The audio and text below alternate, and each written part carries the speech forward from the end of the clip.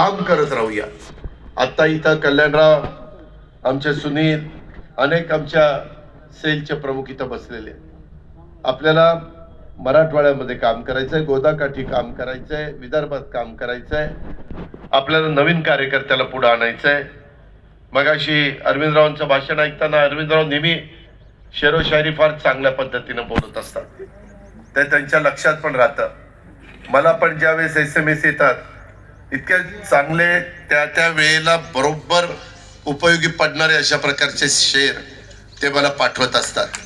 मी आता धैर्यशीला विचारलं, अरे ह्याच्यातलं एखादा तरी तुला येतो का रे? ते म्हटलं दादा अजून नाही जमलं. अरविंदराव भाषण करत असताना एखादा शेर म्हटल्यानंतर समोरच्याही लोकांना, कारण काय झालं, मराठवाड्यामध्ये अनेक वर्ष निजामशाहीचं राज्य होतं.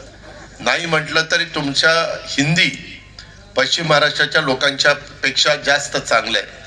त्याला एक वेगळ्या प्रकारची उंची आहे आणि त्याला अशा प्रकारे आपल्या शेरोशायरीची साथ मिळाली तर आणखीन आपण समाजाला किंवा श्रोते वर्गाला खेळून ठेवतो आणि त्याच्यातनं एक वेगळ्या प्रकारचं वातावरण निर्माण करू शकतो. आज तुम्ही आम्हाला इथं बोलवलं, अनेक मला संघटनांचे पदाधिकारी वर त्यांनी निवेदन दिली. इथं पण लोकांची मागणी वेगवेगळ्या प्रकारची आहे. शिबिराच्या निमित्तानं मी सांगितलं, बाबांनो आता काम करावं लागेल. स्थानिक स्वराज्य संस्थांच्या निवडणुका आहे. आपल्या इथं 5 विधानसभा मतदारसंघ आहे. आपण त्याच्यामध्ये काही मतदारसंघ घेण्याचा प्रयत्न केला, पण त्याच्यात शेवटी फायनलला अडचण आली आणि त्याच्यावर कुठलीही जागा आपल्याला त्या ठिकाणी मिळालेली नाहीये. शेवटी महायुतीच्या जागा म्हणून अनेक जागा, म्हणजे तसं बघितलं तर परतूरची पण जागा आली, जालन्याची पण जागा महायुतीची आली, घनसावंगीची पण जागा महायुतीची आली, त्याच्या संदर्भातली असणारी बदनापूरची पण जागा नारायणराव तिथं याचे निवडून आले आणि एक भोकरदनला पण दानवे साहेबांचं चिरंजीव त्या ठिकाणी निवडून आले. महायुतीच्या जागा आल्या. लोकसभेला वेगळा कौल मराठवाड्यांनी दिलेला होता. मी आपल्याला सगळ्यांना सांगेन, राष्ट्रवादी काँग्रेस पक्ष हा शिवशाहू फुले आंबेडकरांच्या विचारधारेनं पुढे निघालेला पक्ष आहे. त्याच्यामध्ये तसोबर देखील आम्ही कुठं कमी पडणार नाही.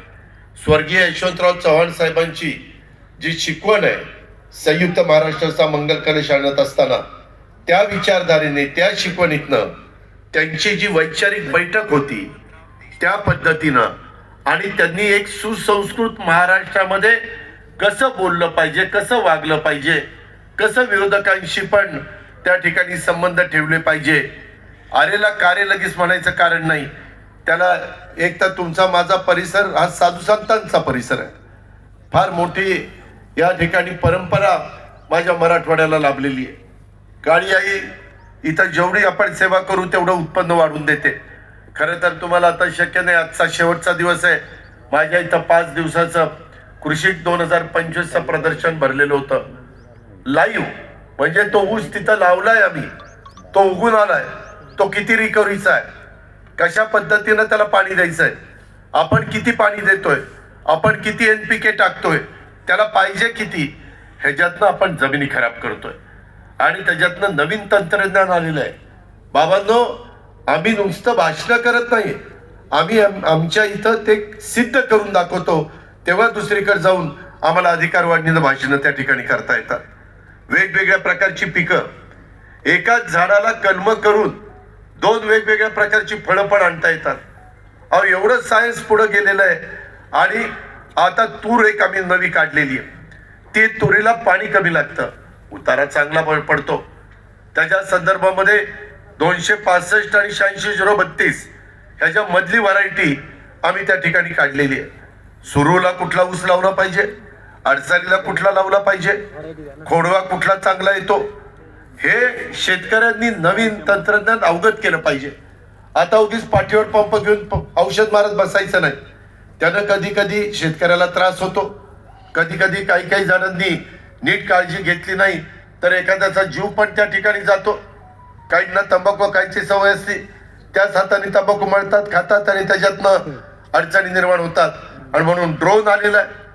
ड्रोनच्या निमित्तानं जिथं एखादा प्लॉट खराब झालाय तिथंच जाऊन बरोबर तो ड्रोन त्या ठिकाणी औषध मारतो.